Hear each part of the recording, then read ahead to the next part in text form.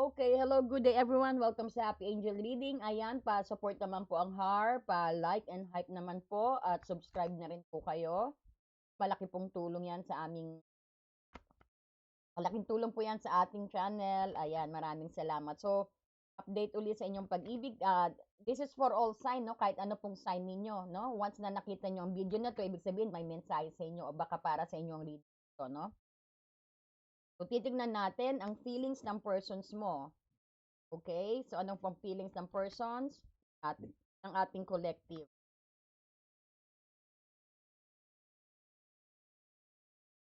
Feelings ng persons. Ang feelings ng persons para sa ating collective guide. Thank you. Anong yan? Oh, you might be dealing with Taurus, Capricorn, Virgo, Earth sign. So, ang feeling niya, you are very stable, very beautiful, very nurturing, no? Very stable persons ang nakikita niya sa'yo. Ang feelings niya yan, no? So, titignan natin. So, tingnan natin ang kanyang intensyon. Intensyon ng persons na to. Three of Wands, nag-aantay, mag-aantay daw siya sa'yo. Ayan. So, plus, tignan din natin, syempre, ang kanyang behavior at action sa'yo. Makita. Tignan natin ang behavior at ang action sa'yo. Ano pong behavior ng persons na to? Uy, dalawa bumagsak. So, kunin natin tong dalawa, anak, no? Ang intentions niya is magbago, pero urong-sulong siya, no? So, we'll take that behavior niya. Medyo paurong-sulong ang ano niya, pero nagbago siya, no? Ang behavior niya, ipapakita niya sa'yo ipapakita niya yung pagbabago niya. Medyo garagal pa rin siya, medyo urong-sulong ang dating niya, no? Nagtitimbang, medyo nagja-juggling energy ang makikita mo sa kanya, ang behavior niya. No? Pero ang intentions niya, he's willing to wait. Intentions niya na palawakin ang inyong relationship. The Three of Wands is nagpaplano ito, no? Nag-aantay dahil ang next ng Three of Wands is Four of Wands, stability. Siguro nag-aantay siya ng the right timing na napakasalan ka o i-offer ka.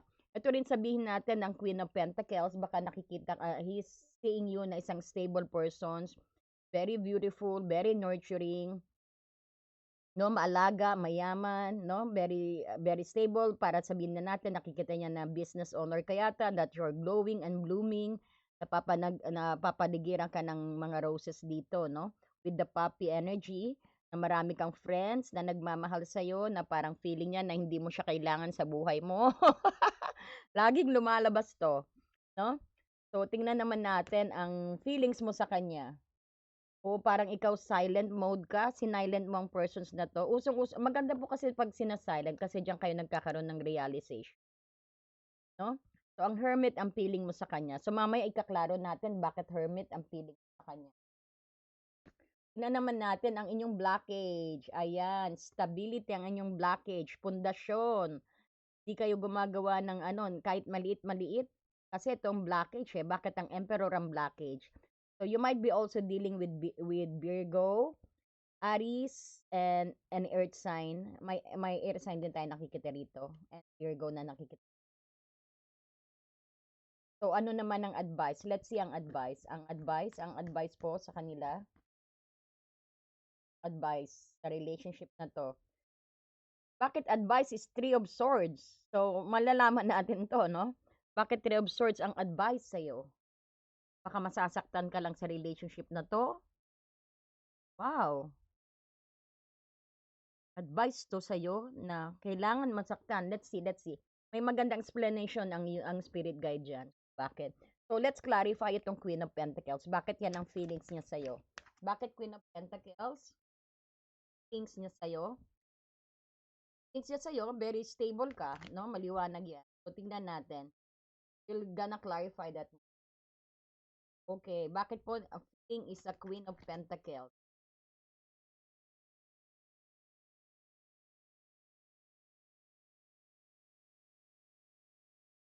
Okay, one more shuffle. Bakit ang feelings is Queen of Pentacles? Medyo nakakabalasan na tayo, no? Hindi naman.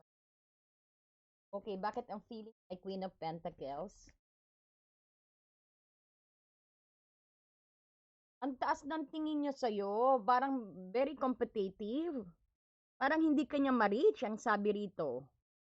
Alam niya na kailangan niyang makipagtunggali to be able to get your attention. No, andito ang Four of Cups. Hindi, parang yun, parang ang daing nangiisnab sa inyo, no? Lumabas din itong Four of Cups. Ito yung sabihin natin na ang feeling niya sa'yo parang hindi mo siya pinapansin din. Lumabas din nito kahapon kanina sa reading ko. Ang Four of Cups din parang nakapokus ka kung anong meron ka na hindi mo siya pinapansin na papalapit sa'yo. Or it could be a feeling niya na naboboard ka sa kanya. Kailangan niya makipag-aga, kailangan niya makipaglaban to be able to get your attentions. Kasi nga naman, Queen of Pentacles ka. Parang nakikita niya ang lakas ng competitions energy sa'yo, no? O yan, so isa pang clarifications dito. Tell us more. Oh, hindi lang nurturer ka, kundi very passionate ka, no? He sees, nakikita ka rin niya na being the Queen of Wands. Very hot ka, parang popular ka, you get some attentions, kaya kailangan niyang makipag-competitions. No, gagandaan siya sa'yo, nasa-sexyan siya sa'yo, so feeling niya na iniisnab mo siya, na hindi mo siya napapansin, no? Kailangan niyang mag-level up, kailangan niyang makipagkompetisyon sa mga taong nasa paligid mo dahil nakikita niya ang glow mo. Nakikita niya ang pagiging sexy, pagiging dependent mo, at pagiging independent mo, pagiging beautiful mo, pagiging sexy mo, at pagiging fiery mo, at pagiging, sabi natin, pagiging self-confident mo. No? So, believe siya sa energy mo. Very fiery, very happy. No? So, kailangan niya talaga makipagkompetisyon. Yan ang feelings niya sa'yo at this moment. O, diba? Bukod sa Queen of Pentacles ka na, Queen of Wands ka pa. So, dalawang energy ang nakikita, ang feeling, ang,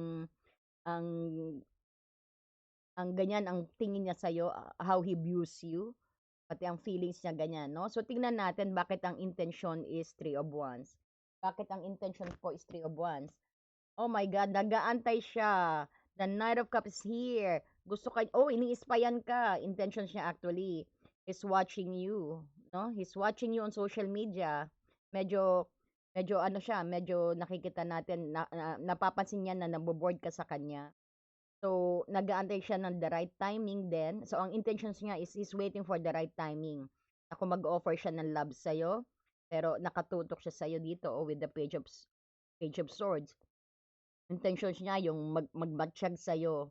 No? He's looking far away sa'yo. No? Maski siguro sabihin din natin na LDR ito, long distance relationship.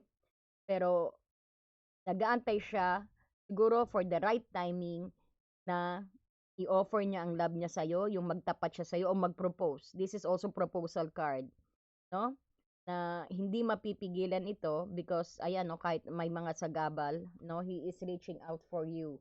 So expect some communications at ang taong ito is parang social media stalker.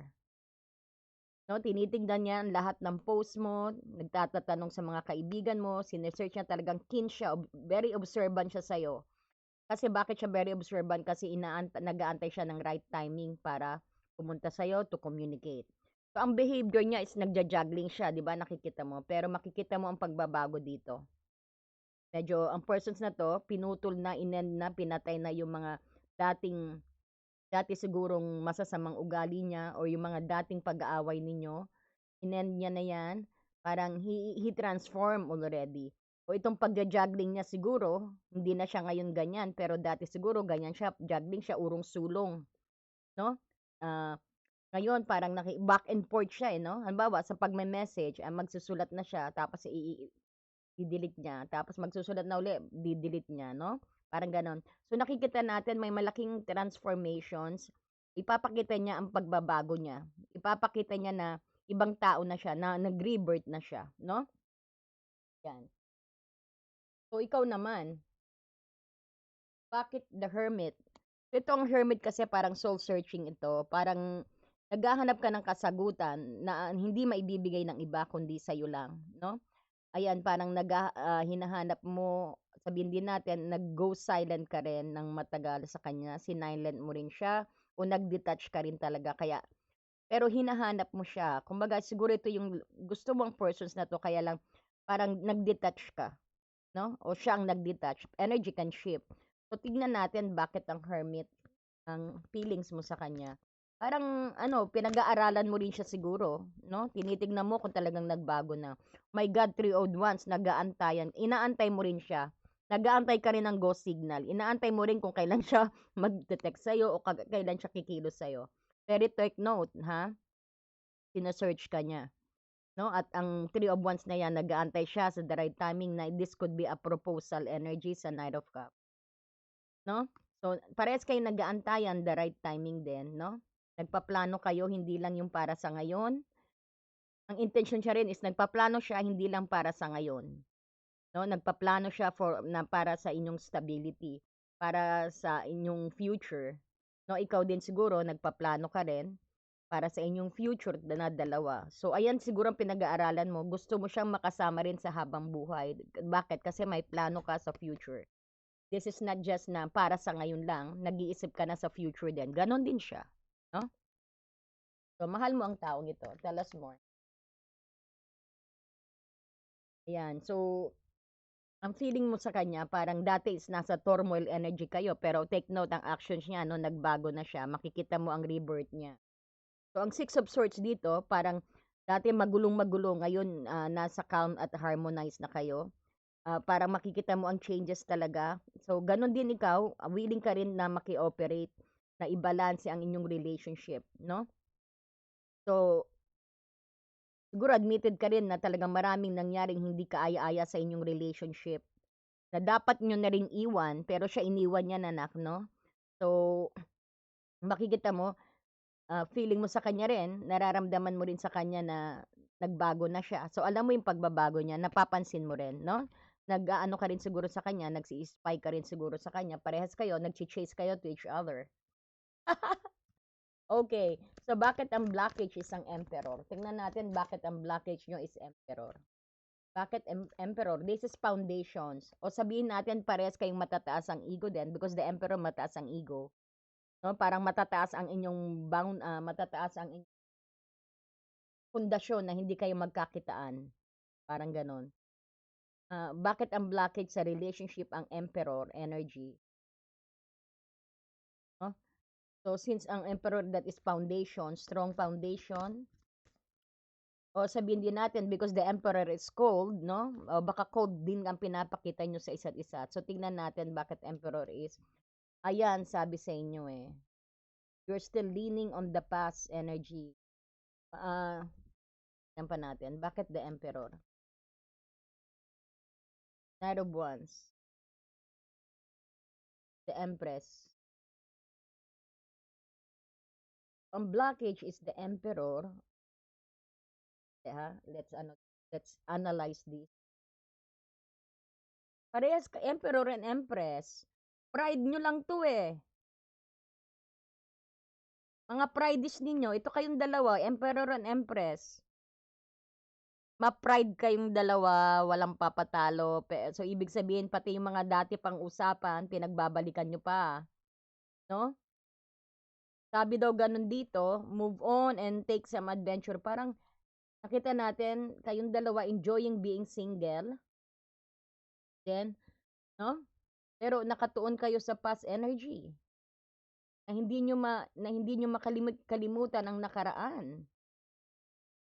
Ito rin siguro, kasal na tapos naghiwalay. So, naging blockage ang emperor.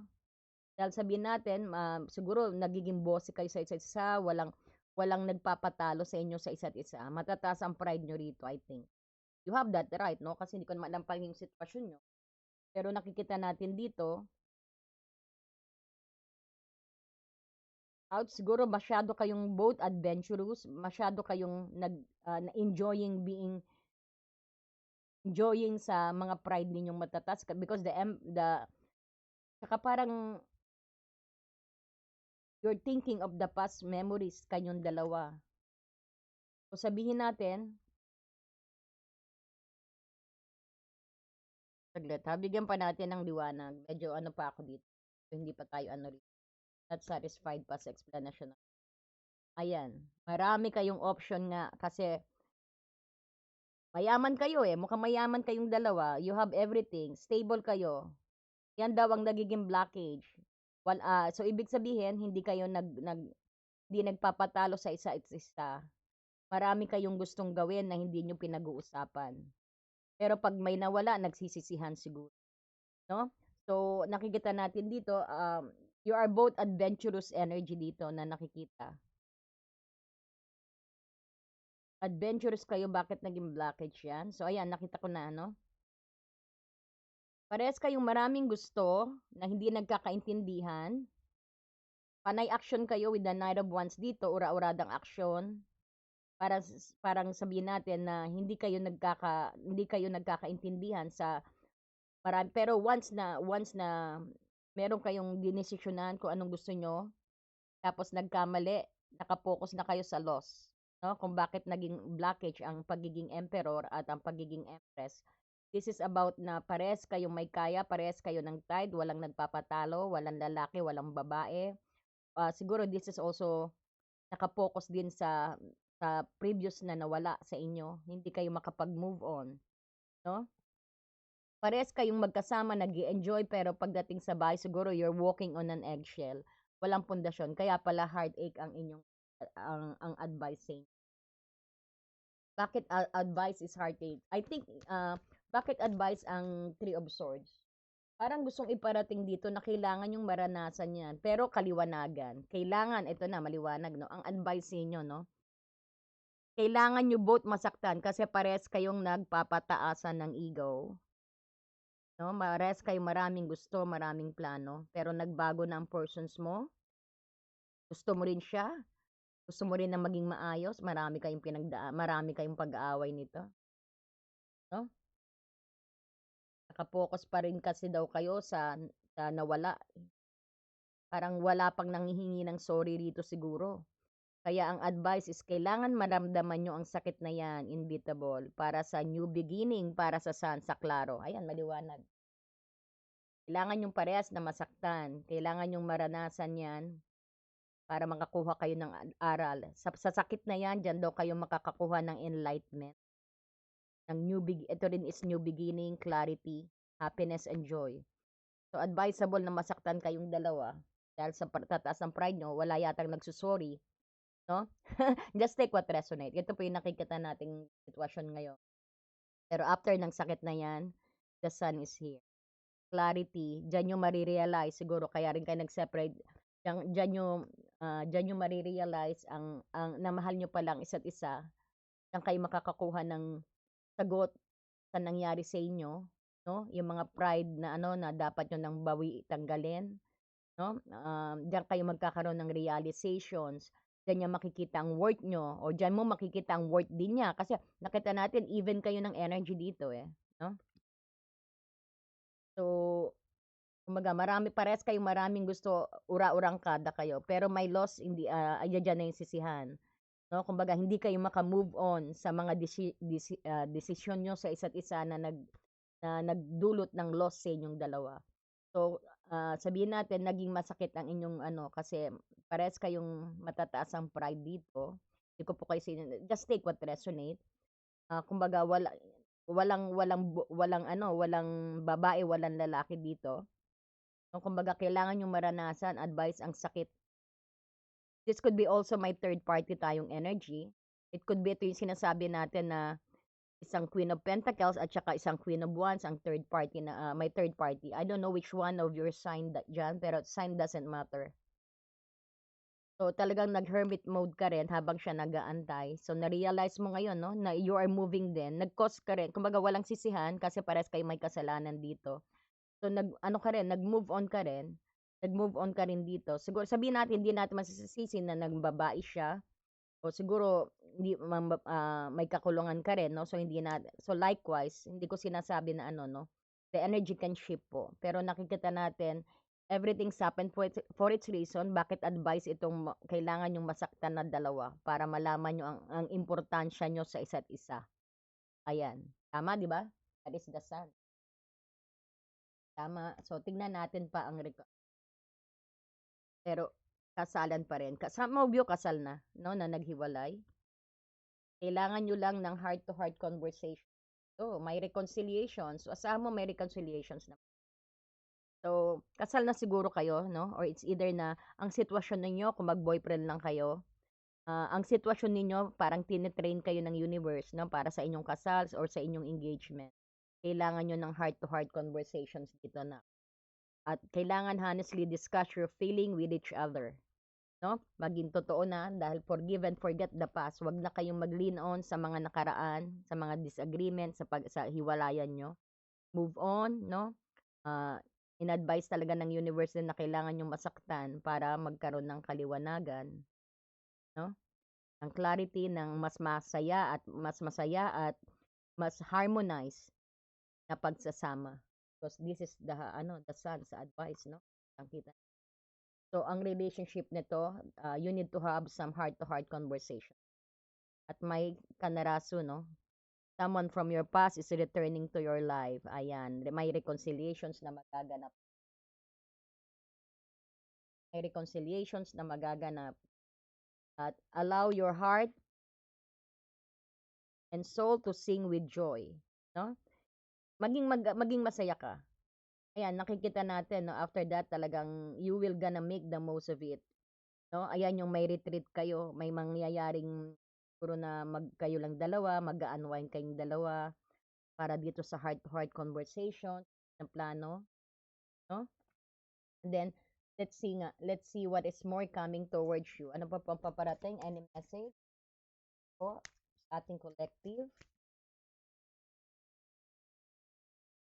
Self-indulgence, yun. Focus on self-worth then. Self-worth, time to heal daw. Shadow work, self-appreciation. So, wag mong wag ka, kumbaga mag-focus ka muna sa sarili mo while you're waiting for these persons to come. Dahil nakikita natin, nag-aantay siya. Nag-aantayan kayo actually. Parehas kayong may 3 of Wands. So, nag-aantayan kayo. Sino ang unang magbe-break ng silent? Parehas kayo may 3 of Wands. Inaantay mo rin siya, inaantay ka rin niya. So, this is a go signal. No?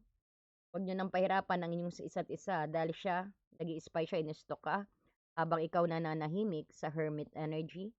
Pero gusto mo rin ang sa relasyon na to is maging harmonized.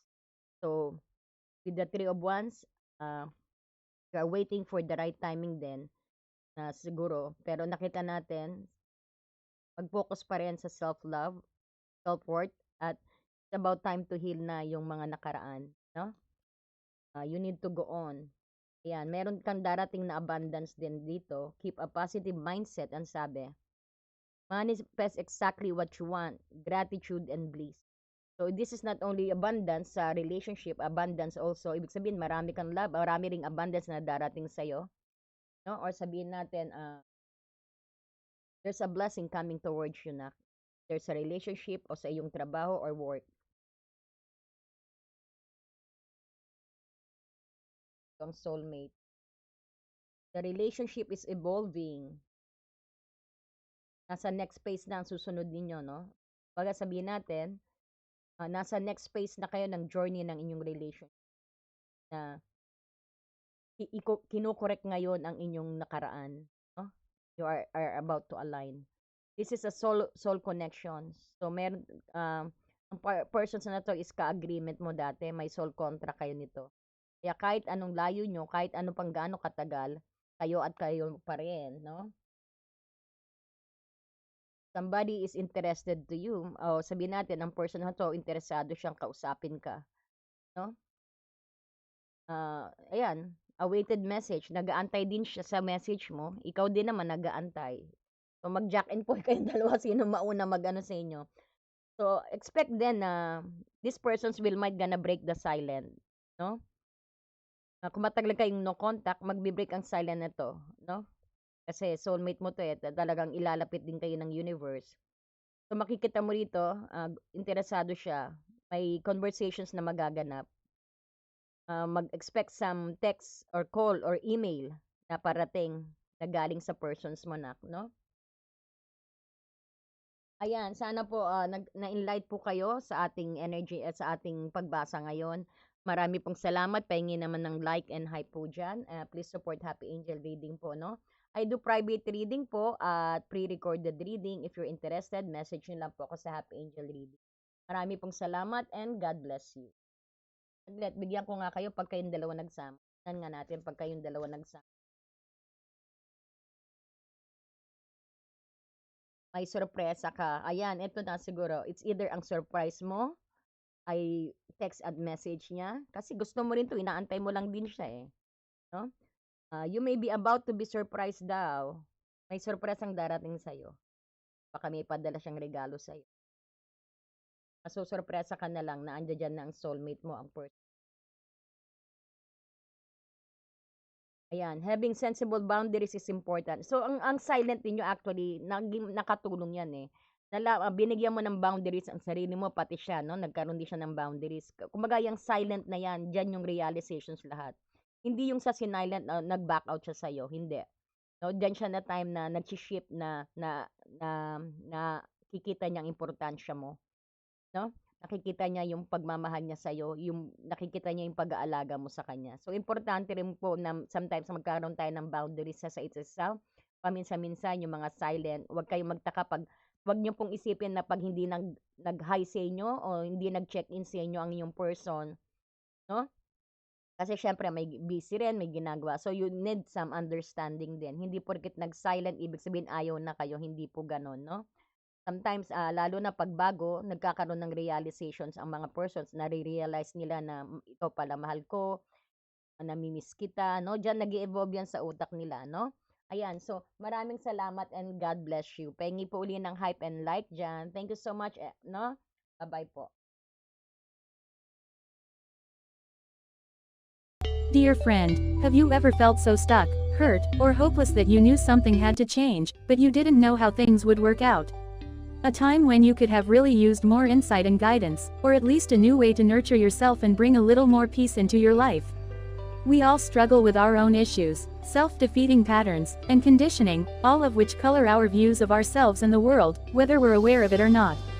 Add in the chaos of modern life, and it makes sense that you might not know what to do, where to turn, or even what's holding you back. But what if you had a tool that could help you not only relieve stress and anxiety, but also help you focus on self-care and get clear on what blocks your way to living the life you truly want and deserve? In HAR, everything will be revealed to you. In HAR, you will be inspired, enlightened and empowered.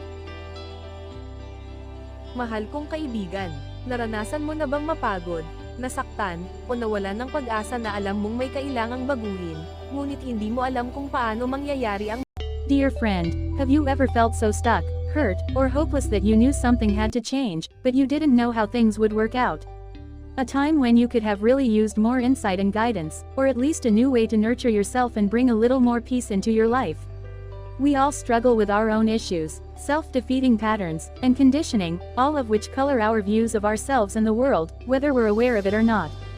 Add in the chaos of modern life, and it makes sense that you might not know what to do, where to turn, or even what's holding you back. But what if you had a tool that could help you not only relieve stress and anxiety, but also help you focus on self-care and get clear on what blocks your way to living the life you truly want and deserve? In HAR, everything will be revealed to you. In HAR, you will be inspired, enlightened and empowered. Mahal kong kaibigan, naranasan mo na bang mapagod, nasaktan, o nawalan ng pag-asa na alam mong may kailangang baguhin, ngunit hindi mo alam kung paano mangyayari ang... Dear friend, have you ever felt so stuck, hurt, or hopeless that you knew something had to change, but you didn't know how things would work out? A time when you could have really used more insight and guidance, or at least a new way to nurture yourself and bring a little more peace into your life. We all struggle with our own issues, self-defeating patterns, and conditioning, all of which color our views of ourselves and the world, whether we're aware of it or not. Add in the chaos of modern life, and it makes sense that you might not know what to do, where to turn, or even what's holding you back. But what if you had a tool that could help you not only relieve stress and anxiety, but also help you focus on self-care and get clear on what blocks your way to living the life you truly want and deserve? In HAR, everything will be revealed to you. In HAR, you will be inspired, enlightened and empowered. Mahal kong kaibigan, naranasan mo na bang mapagod, nasaktan, o nawalan ng pag-asa na alam mong may kailangang baguhin, ngunit hindi mo alam kung paano mangyayari ang Dear friend, have you ever felt so stuck, hurt, or hopeless that you knew something had to change, but you didn't know how things